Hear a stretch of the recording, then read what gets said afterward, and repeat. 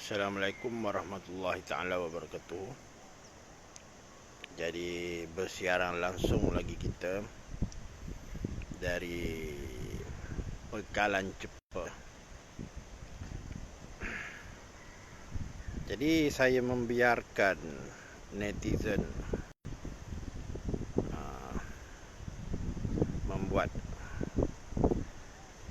komentar kondem, mengkritik tentang kefahaman saya dalam bab ketuhanan ya. Sebenarnya saya mempunyai 7 orang guru ya. Jadi saya tidak faham mengapa entum segelintir ya, bukan semua, masih lagi tidak faham bab Allah Muhammad. Mungkin kerana yang tidak faham itu belajar dengan seorang guru dan tidak mengaji atau tidak cari guru-guru lain. Jadi saya nasihatkan kepada yang masih tidak memahami lagi bab Allah Muhammad itu, ramaikan sikit guru anda. Tidak jadi masalah, kerana Imam Al-Ghazali dulu pun belajar hingga 30-40 orang mursyid. Sebab tu Imam Al-Ghazali ni boleh menerbitkan kitab Ihya Ulumuddin, iaitu sebuah kitab yang dikarang dalam masa yang singkat bagi mendekatkan golongan fikih dan golongan tasawuf. Dan pada masa itu ahli falsafah Yunani Greek menyerang Islam. Jadi Imam Al-Ghazali ni pergi belajar ilmu falsafah dengan orang barat, Yunani Greek. Jadi saya perlu menjawab dulu soalan salam sahabat hamba-hu. Waalaikumsalam warahmatullahi taala wabarakatuh. Jadi di mana kitab Imam Al-Ghazali itu menjadi rujukan sehingga kini. Dan terdapat pelbagai versilah bagaimana Imam Al-Ghazali menulis kitab tersebut. Ada kata dia dilingkung oleh murid-muridnya, sama ada seperti bulatan atau ladam kuda. Dek, cari apa dek? Cari upah. Okey, teruskan cari upah situ. Abang buat live. Di mana kita tadi? Dan ada yang mengatakan Rasulullah duduk di sebelah Imam Ghazali. Dan begitu juga Imam Fakhruddin yang menulis kitab hadis, Imam Sayuti, di mana apabila seorang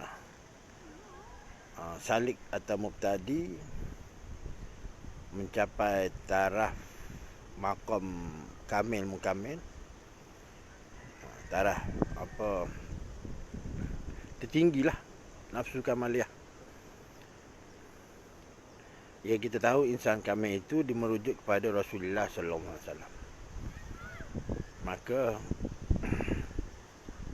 nama saja Imam Ghazali, tapi sebenarnya siapa yang betul-betul mengarang kitab Imam Ghazali itu, sehingga ulama kata jika tak ada Al-Quran memadai dengan kitab Ihya, sebab dia merangkumi semua.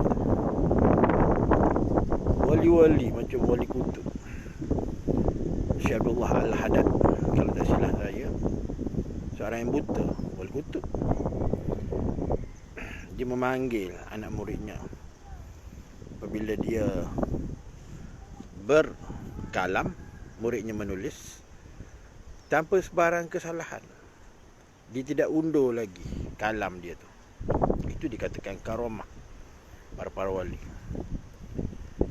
Jadi saya terangkan lagi, Pak Allah Mama ini, ada yang bertanya, di Mustawa itu Rasulullah berjumpa siapa? Saya sudah bilang, jika kamu mengatakan Rasulullah bertemu atau berjumpa Allah Ta'ala, kamu telah menjisingkan Ta'ala. Dalam hadis memanglah ditulis Rasulullah itu berbicara, sebab hadis itu ditulis berdasarkan apa yang Rasulullah sabda. Tapi tahukah kamu cerita sebenarnya bagaimana? Contoh, Nabi Allah Musa AS berada di langit keberapa? Cuba cek balik. Yang Nabi Allah Musa AS tu suruh Rasulullah tu pergi mengurangi solat. Adakah Rasulullah itu tidak tahu? Takkan Nabi Musa pula tahu? Jadi sewaktu Nabi Allah Musa AS bermunajat di Bukit Tur Sina, Nabi Allah Musa nak mendapatkan wahyu, pergi ke lembah Situa, bersuluk. Suluk diambil daripada metode Nabi Allah Musa. Bersuluk di Bukit Tur Sina selama sebulan, 30 hari. Jadi apabila Nabi Allah Musa ini bersugi, iaitu menggunakan kayu sugi, jadi Allah Ta'ala ni pajam. Pajam maknanya denda. Turun ke bawah, tambah lagi 10 hari, jadi 40 hari. Itu asasilah suluk. Jadi fa'lamu annahu la ilaha illallah. Jadi pada masa tu guna pakai apabila Nabi Musa ini berbicara, kita tahu bahawa zat itu tidak bersuara. Allah itu tidak bersuara. Dan apabila Nabi Allah Musa itu pengsan, Nabi Allah Musa AS itu sempat menyaksi nur saksani atau nur zat. Apabila ada pergerakan terhadap zat itu, sama ada istilah hakiki pemahaman, bergerak sikit zat itu, tak kira lah. Nur zat ada pergerakan tu, dari segi zat itu, tak kira lah zulumat ke, ada pergerakan. Jatuh di atas sifat. Jadi sifat Allah Ta'ala ni siapa? Muhammad. Sifat Allah Ta'ala ini siapa? Muhammad. Jadi Nabi Allah Musa berbicara dengan Muhammad. Begitu juga dengan Nabi Allah Zakaria. Dia bertawajuh. Dia tengok di Lauh Mahfuz tu, bahawasanya dia ni memang tak akan dapat anak. Tapi diperintahkan oleh Sayyidina Jibril supaya tanam pohon kering. Itu kita bab metode uzlah. Uzlah Nabi Allah Zakaria. Tanam pohon kering. Apabila hidupnya pohon kering itu, maka dapatlah anak yang bernama Yahya. Yakni hidup roh, hidup jasad. Yahya. Wa Yahya wa mamati. Hidup roh, hidup jasad. Sebab ru'ya tu dua titik, roh dengan jasad. Jadi apabila bermunajat balik, dia bertawajuh, dia berbicara dengan Muhammad. Nak berbicara dengan Allah wa Allah tak apa. Muhammad nak berbicara dengan Allah wa Allah tak bersuara. Muhammad yang bersuara. Jadi tapi dalam kitab diguna nama Allah dan nama kebesaran keagungan. Sebenarnya dia berbicara dengan Muhammad.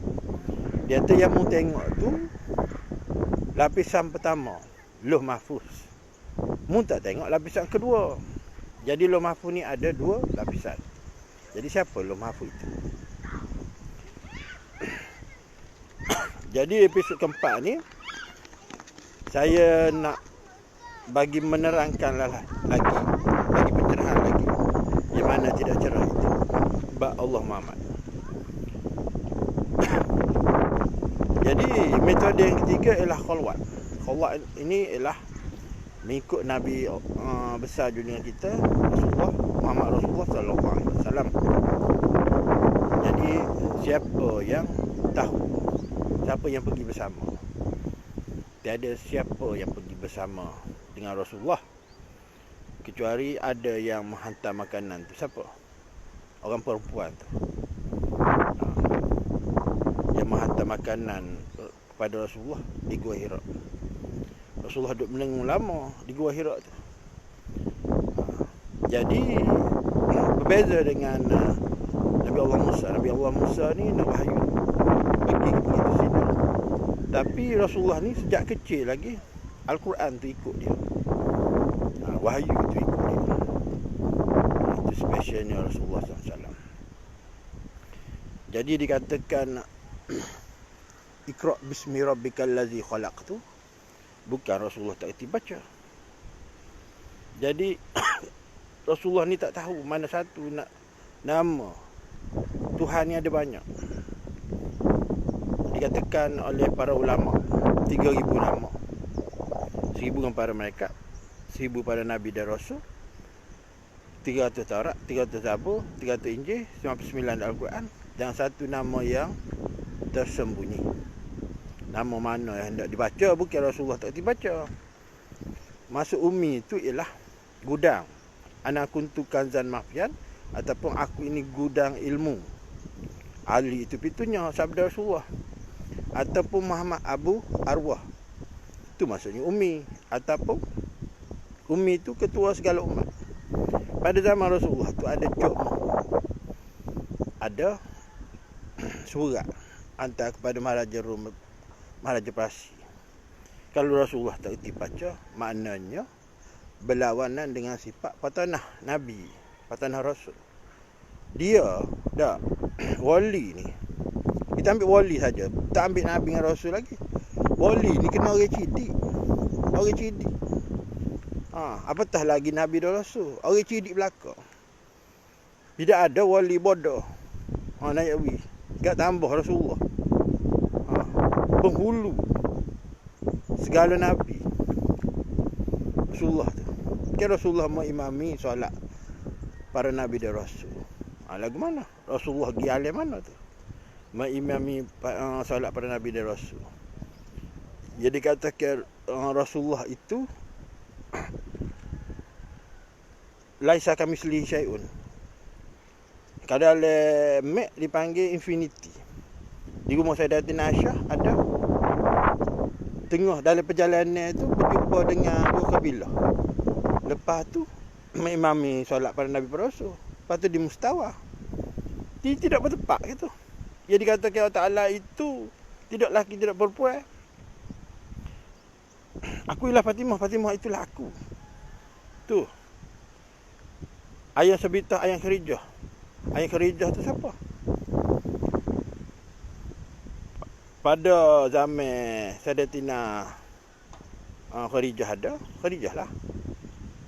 Lepas tu Kharijah wafat, Sayyidatina Fatimah. Apabila Rasulullah tengok Fatimah, Rasulullah akan bangun. Sebab tu bagi dia. Jadi keselipan Syiahnya ialah dia mengagungkan Ali. Sedangkan kalau ikut Ahlul Bait itu start daripada Sayyidatina Fatimah radhiyallahu anha.